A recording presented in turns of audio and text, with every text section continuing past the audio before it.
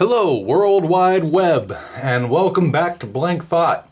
So, not only do I like to play some guitar and write songs, I've got to write a few more. The ones that I was going to record, do I want to? I don't know, I'm fine. We'll get back to it. But anyway, I also like to draw. And so, as per the name Blank Thought, we're going to do some drawing today because any thought goes. And I've been needing to get back into it. I really enjoy it.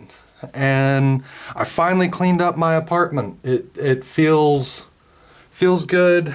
I feel like I can just sit down and enjoy something now instead of just feeling completely just like that. So, here we go. I don't really know what I'm going to draw today, so generally that means we're just going to start with a face. Coming up here, let's just start with something, something to get familiar with it again. It's been a while.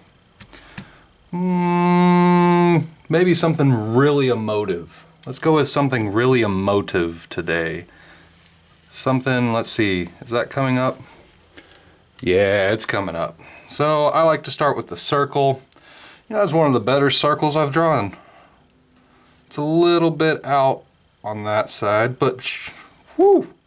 And then how about this character is going to be facing upward.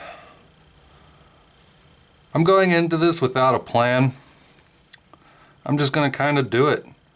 Generally speaking, right around here's when I like to put the eye socket.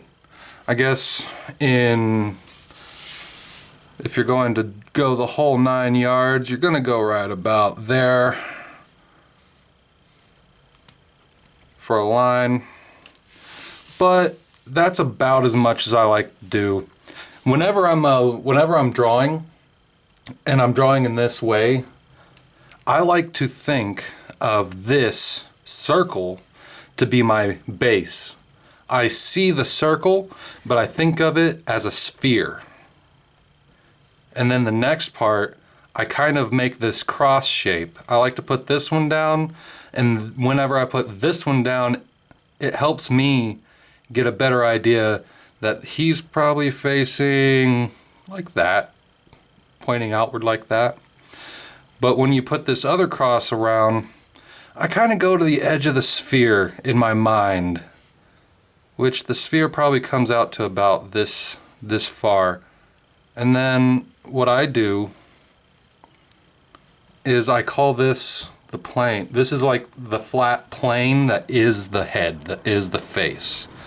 I think of this as just a flat plane, and everything kind of morphs and comes around that. So usually that's about where I'll put an eye socket, which means that there's a little bit of a dip down, maybe give it a little bit of character. He's got a little bit of a brow going on there. And give him a forehead. And that's just the way that I look at it. I was never properly taught how to draw, but through many videos and reading a little bit here and there, I've at least picked up this much, and I use this much.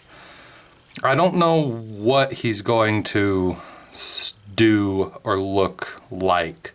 Maybe I figure that out first before I go any further. Well, I know his eyes right around there. And I'm not actually drawing the eye yet. What I'm drawing is kind of that socket area right around here, from where the bridge of the nose, meets that bony socket area. That's kind of what I'm thinking of whenever I do this right here.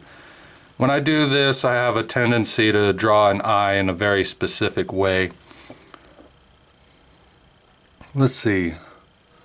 What kind of face should we give him? Something like that? No, or something like ooh, or yeah, let's do do an eyebrow raise, a little bit of, that'll give me. And the thing is whenever I draw on feeling more than I draw by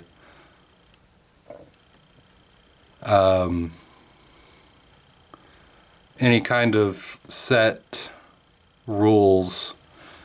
I get ideas, and whenever those ideas come around, I just kind of do them.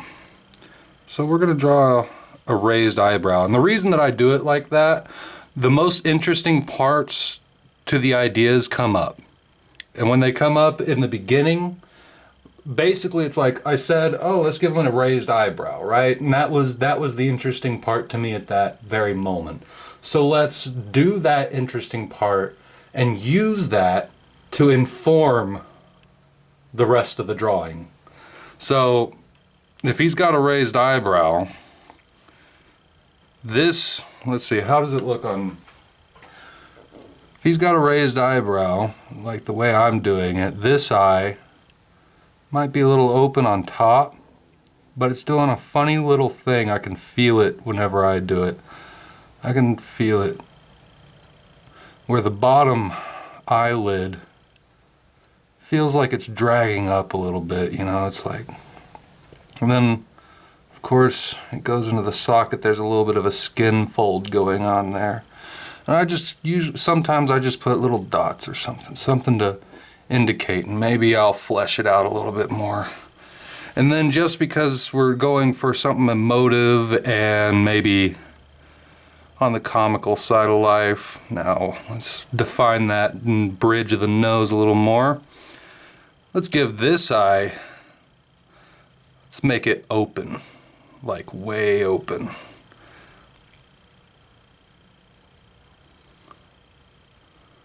And since it's so open, drawing in just a little bit of that eyelid folding in, since it's so open, we'll give it a little bit of a wrinkle. Yeah. I think that'll look fun. Since we're coming off of that, let's use that wrinkle there. That looks like a good spot to actually begin putting the nose. I don't know what kind of nose he needs, what kind of nose he wants, but we're going to give him one of these kind of nostril areas. See, whenever I draw the nose, I like to think of it as a triangular pattern.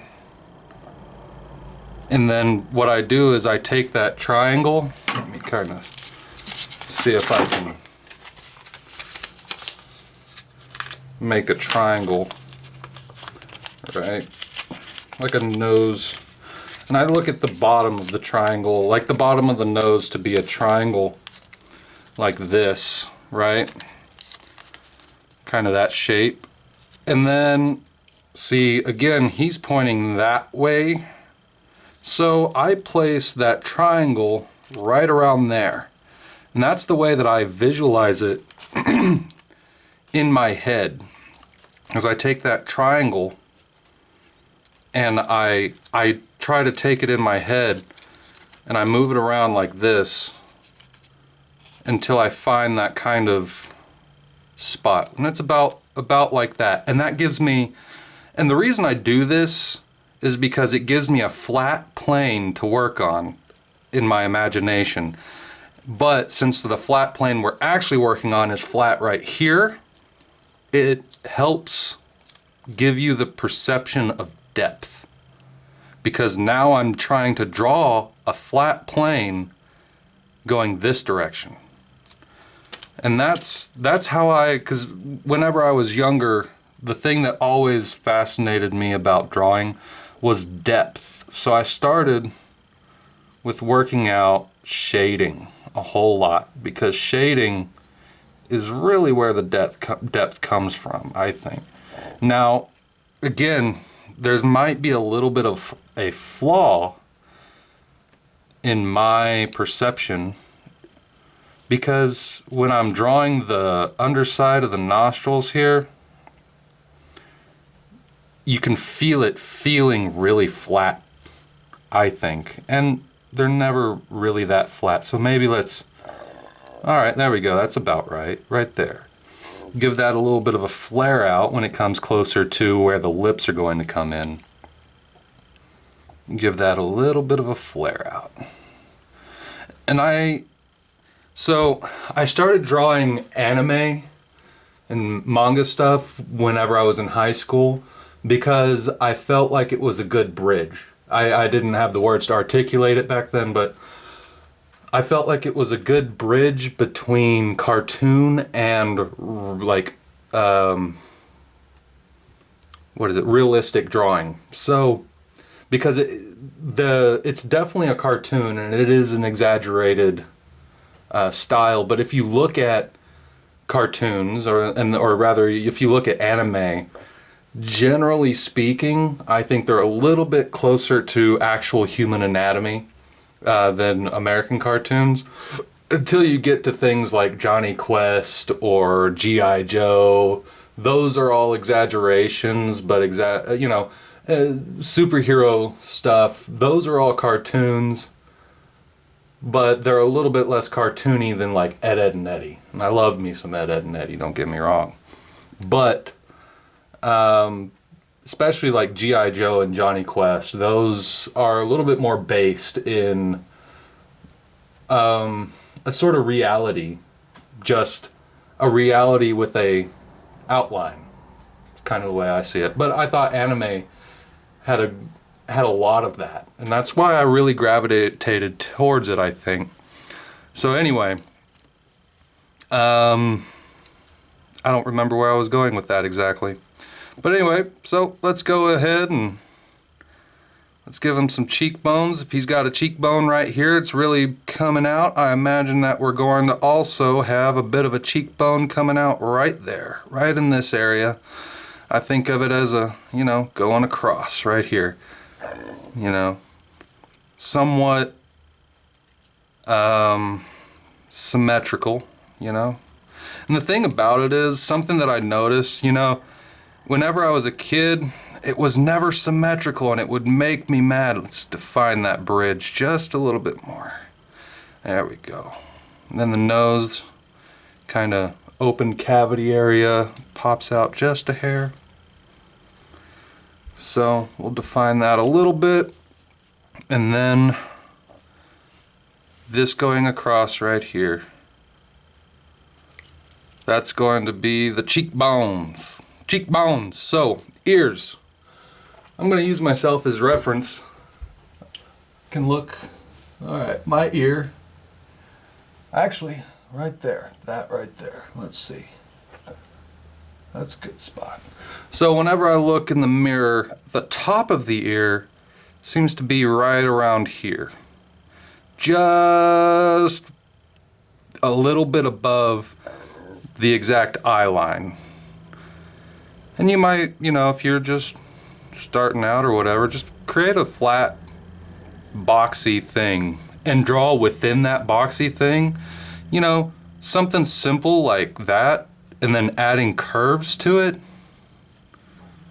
And I think you'll notice that the ear starts to define itself. And we all know, it's similar to my ear. I'm gonna pull that out just a hair. Maybe give it a little bit more of a point. Feel like that point feels more natural. And of course, you work it out as you go along. I don't know what I'm doing really. Give it a little bit of a bump. And all of this, honestly, comes from watching a lot of anime and trying to redraw a lot of anime. And then a few books here and there on more realistic style drawing. And then the ear. The lobe right there. Now, since I find it's kind of boring for someone, I like to give my characters some sort of, I like to give these characters some sort of jewelry because I feel like it gives them more character, makes them feel a little bit more alive. So we're just going to go with a really simple earring. Nothing too much. And then of course you got your little whatchamadoodle. I don't know what it's called, but it pokes out like that and holds in your earbuds. Then right around there you got that going on, because your ear is really defined with all these strange little caverns, I guess. I don't really know what they look like. I need to study them more. But that is roughly, I know the ear kind of like the skin of it goes somewhat smoothly from here into the top, but it definitely like caves in. So that's where all these kind of folds are coming from. So we got an ear, and that looks passable, at least for the moment, at my skill level. Let's see. I don't really like drawing, I've never been good at drawing lips, but we're gonna draw some lips here. Because everybody has lips. And we're gonna give him, let's see, something like this. Because I'm thinking of a very strange kind of character going on here. And he's gonna have a hell of a smile. He's just smiling and we don't even know why. We don't even know why.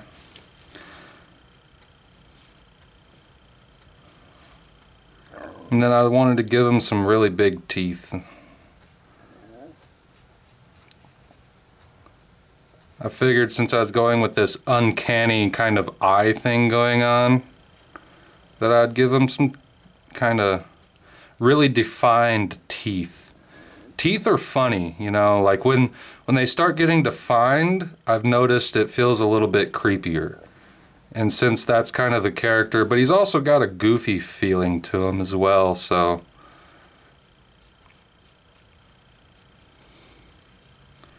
I don't know. And then I like to, again, really define the lips, because once the lips are defined, then I think it's easier to define, you know, the teeth.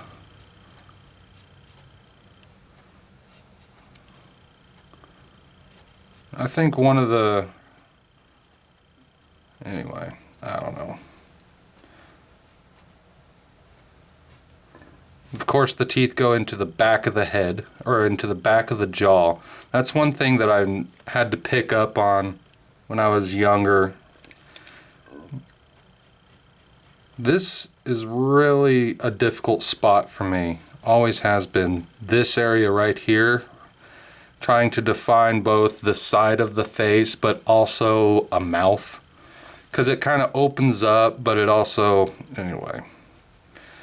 Yeah, and then we'll also draw in a tongue, because most people have tongues. Why not? And this is just, I don't know, some strange character coming right out of the imagination of good old Michael Williams, and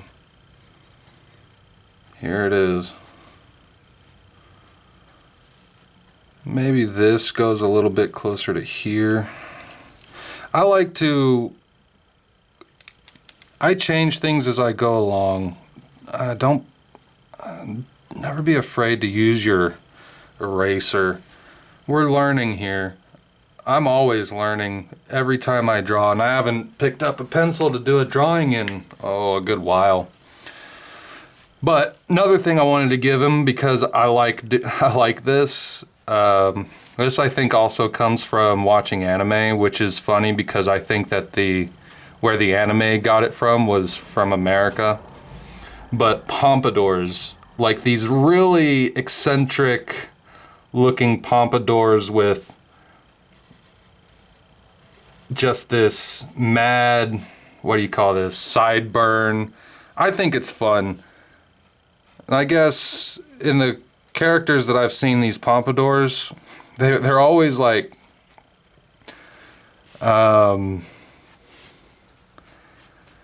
what is it? They're always like hoodlum characters, you know, a little bit like hoodlum characters in anime, hoodlums, and Anyway, they're a little bit fringe, a little bit on the edge. Don't forget to give just a little bit of that. You know, this is hair, right? It poofs off of the skull. Give a little bit of what do you call it? Volume there to the back of the head. Now, something that I've been very, very much trying to work out here for a while now is the neck, which kind of actually seems to connect. Like, usually you can get by going right around this edge of the ear, and then of course the neck also goes right in there. Yeah, that looks a little funny. Maybe we bring it in just a hair like that, because the jaw's gonna jut out from the neck. You know, it's almost with the head sitting on top of the neck, almost the head sitting on top of a weird cylinder, even though it's not quite that way. And that's just the way that, you know, I feel it out as I go along. I'm not going to say it's the best way to go about it, but it is the way I go about it. Again, another thing that I like to do pretty often, give these guys a little bit more character. I give them a little bit of facial hair. Usually I do like a goatee and like a thin mustache. I think they're funny. Now, I'm not drawing any sort of specific character here. I'm not going in with an idea of who this is going to be, where they're from, or anything like that. This is just simply, I'm going at it. I'm letting my pencil flow and seeing where it takes me. Yeah, I kind of like this. I think it looks fun. A little bit comical, nothing too. And then I usually add this piece in there. You know, you got these veins on the side of the neck, and then it kind of these veins go down into where your collarbones somewhat meet, and that's kind of what that is supposed to represent. I don't get too specific about it. What should he wear though? Guy with the pompadour, he should have a big bombacious collar. Something that really just screams, I got style, or at least he thinks he's got style. You know what I mean? How does that collar sit?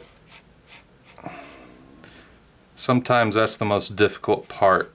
If you're drawing something that you don't have a reference for, it's trying to figure out how does that sit, something, especially clothing, how does that sit within this pose on the character. That can be difficult. But that's also why I kind of drew in some representation of the shoulders being started, because that informs me a little bit of where this collar is going to sit. He kind of looks like a, I don't know,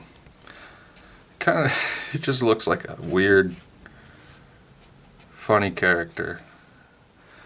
Like a strange 1970s sort of character. We're gonna give it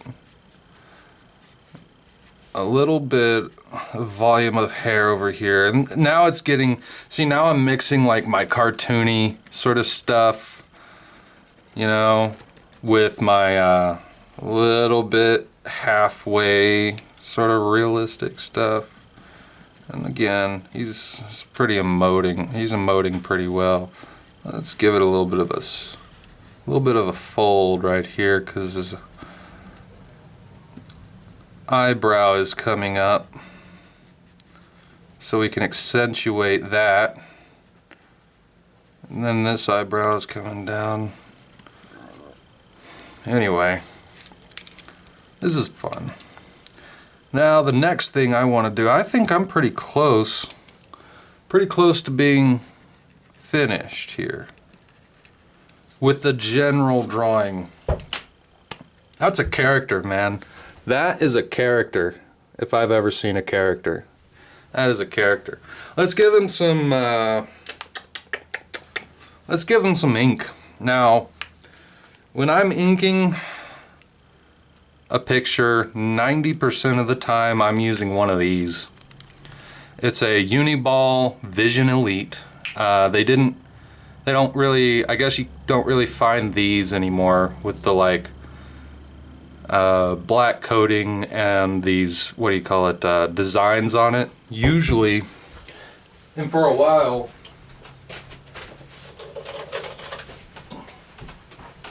when I first found them, they looked like this. And I guess they don't really make these as much anymore. And they all look like this again, which is a little bit maybe drab in comparison. But either way, I'm going to use the new one because I don't know how much ink is in that one and I don't want to fuss with it. So, usually when I start inking, I go pretty close to the furthest side on the left. I start doing stuff on the left because I'm right-handed, you know. That's the big reason. So I can see what's going on and see it appear before my eyes little by little. This is fun. Like, I don't know, this guy, he's got so much going on. Just whatever he's looking at. Notice I haven't even drawn pupils or anything yet. I just put some basic circles. I don't know, it's just, for some reason, the way he looks, maybe I'll give this a little bit more puff just cause I feel like it, since I'm here. Oh, that's ridiculous. I don't even know what he's looking at or anything, but something about this character. Drawing these big, strange teeth. Then we want to get in the lips, at least the bottom of the lip here. And what we'll do is we'll go on the outside. And I like oh, that's where I was going earlier. When it comes to anime, I noticed not all of the lines, and this is in comic book art and a lot of pen and ink stuff anyway, not all of the lines connect. Like, they don't make a full circle, you know? They suggest things sometimes, you know? Like, how this isn't connecting to that is because I'm trying to suggest that there's lips there, not, I guess, really weigh them down too much. And I'll give this a little bit more puff too, because I feel like it. Just some quick strokes. That's one other thing I had to learn. As you noticed, whenever I was drawing with the pencil, I keep it kind of loose and sketchy until I find what I'm looking for, and I guess that's not professional. The professionals will have done that in the past, but they work that out so that they can actually draw a refined line, just a but I guess I don't really have that. Whenever I ink though, I try to get as much of a line, as a single line as I possibly can, and that gives it a little bit more of a cleaner look instead of that sketchy feeling, that sketchy look whenever I'm doing the pencils. Now the thing is if I erase the penciling, I also find that my inking feels just kind of empty. I'll give it a... And you'll also notice that I'll add some stuff, you know, that I didn't do with the pen, with the pencil. I'll add some stuff with the pen that I didn't do with the pencil. And that just happens sometimes. You know, as I go and I mosey around, it's like, well, I don't necessarily have to, since I know I'm going to ink it, I don't necessarily have to draw in these little flares of hair, because I'll probably just feel it in the moment and do it. Again, there's the suggestion. Trying to suggest that eye socket, maybe add a little bit extra there. This eye right here.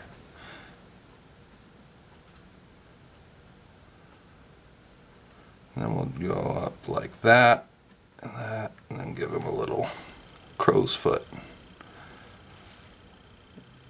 Alright, should I fill in? Oh, this one. Should take my time because it's really close to that other line, but I want to keep a little space in between those lines so I can really define the eyelid and the skin that's there, I guess, the edge of the face. Okay. And then cheekbone. We got the edge of the jaw. Edge of the jaw usually goes up to about the earlobe. Let's go back and do those teeth.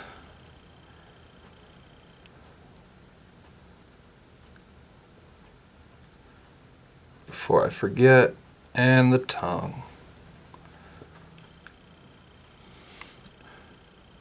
Yeah. And so, oh, we're almost there. These are some spots that I'll forget. I'll just look past them sometimes. And then wham! And I wanted to keep this as flowing as possible. I tried to imagine this going one big, imagine that as one big swoop going all the way through instead of 1, 2.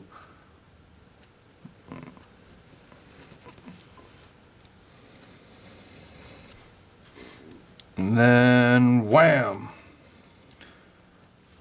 And then this kind of went up like that, and I think I liked that. And then again with the shoulders, they're a little bit closer that way and that way. And I'm not going to draw any more than that. I'm not going to go further down. Okay, what's next? I know what's next. Now that I've done that, I like to go back in with the pencil. Maybe I'll erase a little bit here and there so I can get things feeling a little bit more defined. Get rid of that box. I just had that there for kind of demonstration, explanation reasons anyway.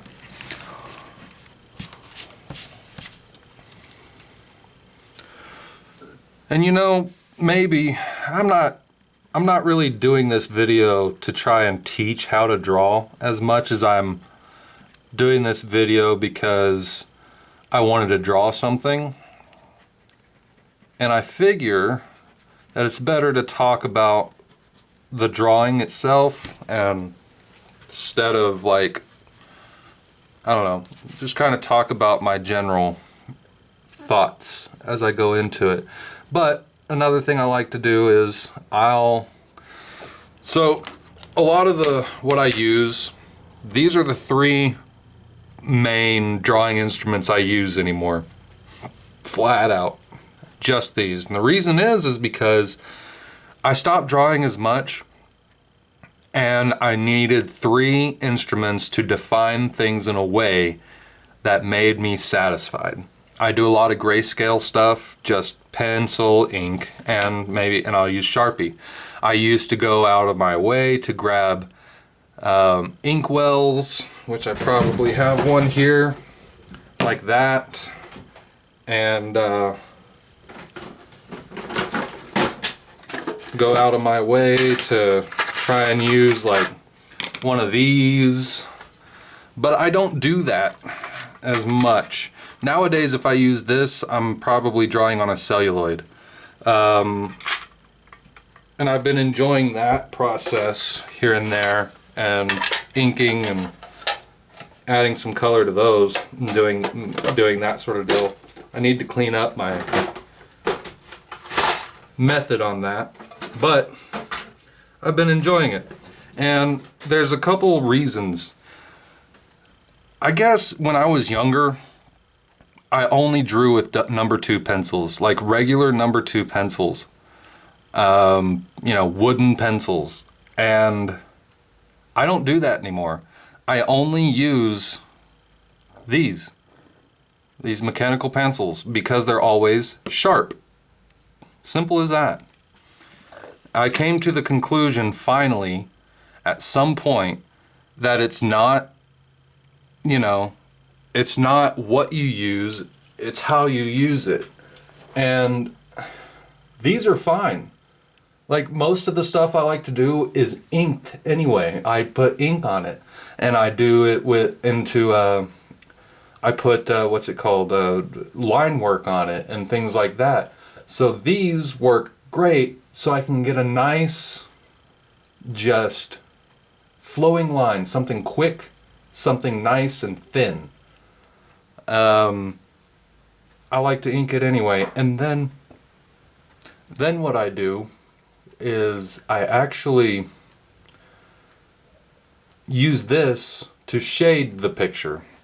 Now, if I had a regular number 2 pencil that I would use to, you know, like a wooden pencil that I could sharpen, you can hold it like this and you can get a larger shading area, and sometimes it'll come out smoother.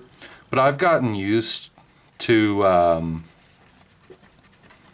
what's it called? I've gotten used to this here, and another thing to boot, these have usually decent erasers. Oh, I forgot to put that line. See, that happens. Wham. And I've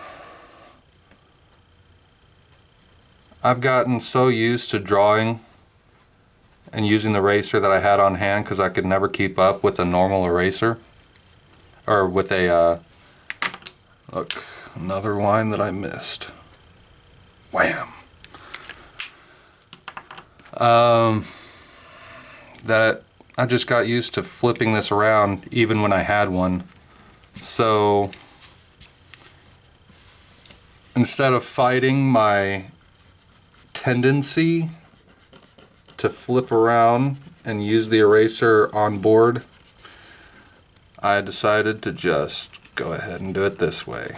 Even though there are better erasers out there, like those kneaded erasers, and they're kind of needed sometimes. But anyway, this is the way I do it. So first thing I'm doing here is I'm kind of shading the stuff that's going to be dark. Stuff like in the mouth, you know, that's going to be the darkest. The tongue might be a little lighter. Teeth are basically white. Nostrils are going to be pretty dark. Usually, I guess the light will be coming in from this side here. I'm just going to make that decision right now and give them some shading on the nose. And it doesn't have to be too on the nose. Thing is that shade's going to wrap around and go underneath the eye a little bit. Shade in that eye socket, because that's going to be recessed. So you want to add that, kind of make it feel as if it's got some depth, and then shade the side of the face, because guess what? Light's coming from that way. I'm going to move this. Hope that doesn't jar you too much. It's kind of a rude shadow. If I were recording a video, I'd take it back. I wouldn't want that shadow, we'll say that. And I don't really care about, I mean, on this today, I don't really care about the direction that I'm adding those strokes in the pencil. And the reason is because I haven't drawn in a couple months now. And I'm just wanting to get back into it, you know? Just wanting to enjoy it. Shading, so light coming in from this way, this side of the neck should have some light on it, which means that the chin and the side of the face is going to cast a shadow across the neck right around this area.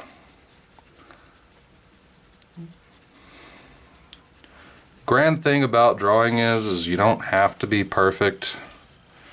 I used to have grand ideas when I was younger, and I was kind of a maniac.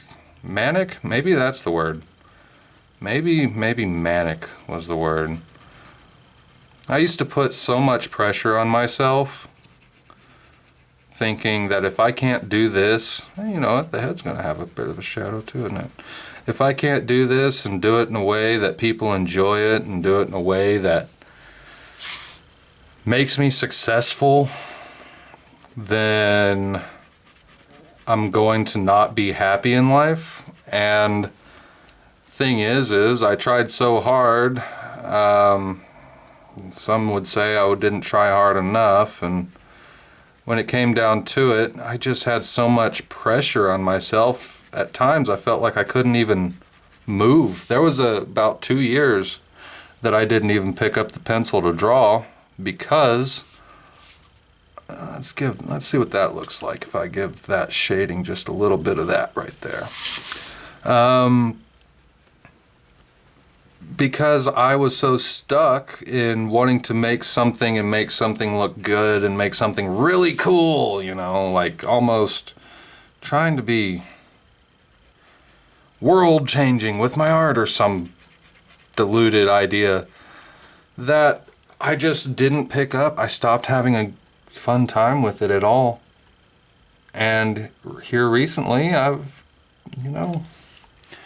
been just doing stuff for fun again, and that can be difficult sometimes, just doing something for fun instead of doing something to try and, of course I'm recording this video right here, but I'm really just, I don't know, I'm wanting to enjoy it again. A lot of things in my life I have lost joy for. Maybe that's what depression is, I don't know. I try not to bother with that word too much. Sometimes I think it's a little bit too used. I think some people really do need the help. But what I'm getting at is, when it comes to things like drawing and music, I go in phases. I really, really, really love it, and sometimes I just try hard. And it doesn't mean I love it any less. It just means that for some reason, like for instance, sometimes I'll pick up the pencil and I'll start drawing something and it'll all just feel wrong. Everything will feel wrong, but you know, you won't always have those great days where everything feels like it's coming together. I feel like this is one of the better pictures I've done, actually. I know it's not amazing, but there are things that I like about it. There are many things I like about it. The shading is coming out pretty well right here. I didn't really plan on this, but I like this little part right there. For instance, maybe make that a little darker. I don't know. But this soft, what do you call it? This like soft shading that I have going on up here and over here, that's defining the hair a little bit more. I'm really enjoying how that's coming out. Usually it's not as good as that. I like it. Oh, let's not forget to shade in the ear. Again, that's basically just a cavern in the side of our head. Some weird little... Ears are so weird, man. Like, I don't think people have really, by the way, another part to this, the edge of the jaw is probably going to be a little bit darker. That's the way that I've been doing it lately, and it helps. It makes me happy. But ears are so freaking weird, man.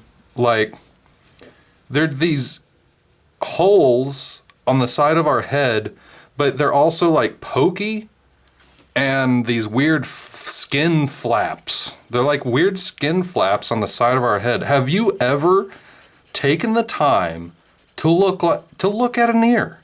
'Cause that's weird. That thing's weird, man. Really trying not to cuss right now. It's in my lexicon usually. But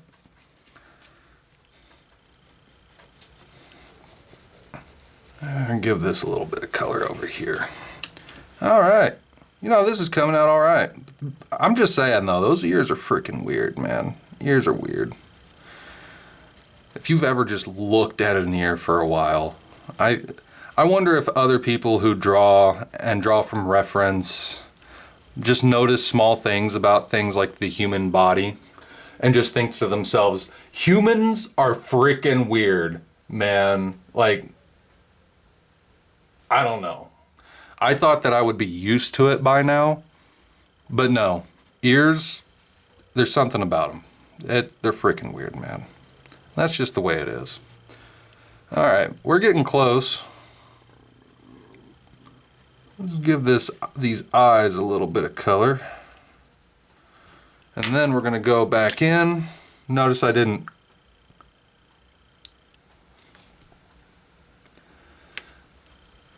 give it just a solid color. I think that'll work. I just put in a pupil. It all kind of blends together because it's kind of dark over there, a lot of stuff going on. But one of the things that I noticed again when it comes to drawing is how much you use your imagination to fill in the lines, like to fill in the little things, you know? I mean, this isn't going anywhere, but in our brain, that feels like it's going inward, kind of. You know what I mean? Or the pupil's not perfect, the pupil's not where is like right there, and it kind of blends in with the color, but somehow our brain, I don't know, my brain kind of works it out. Somehow this looks like a face, even though there's nothing about it that should look like a face in all reality. And what should we name this character? How about we'll call him Don, but D-A. Yeah, we're gonna go D-A-W.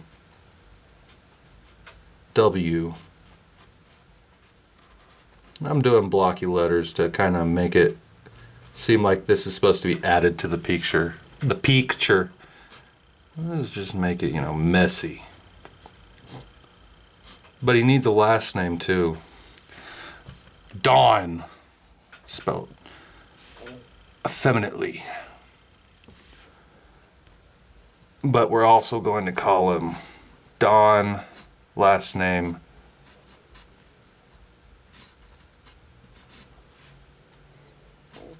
this eye is going to be.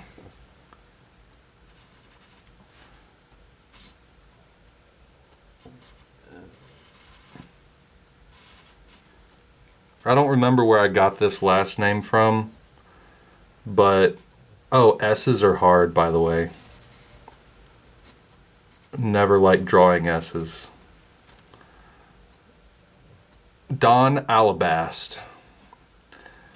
I think the name that I was thinking of, or where I'm getting this name from, is Alabaster, but I don't know. Anyway, that's his name. Don Alibast. And that is the character, and we're gonna hang him up on the wall. Where are we gonna hang him up on the wall? I don't know. Let's find out.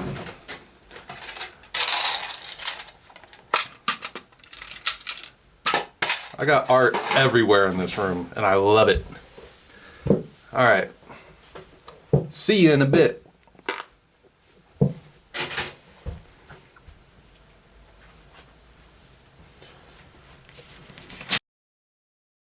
Alrighty.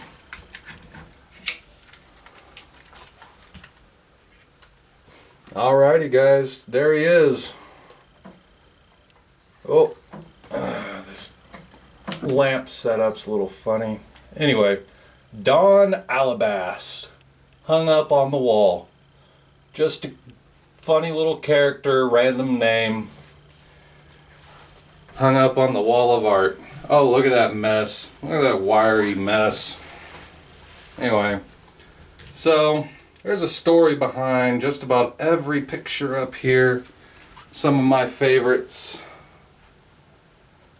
All on my little work desk. Welcome to the work desk. And our newest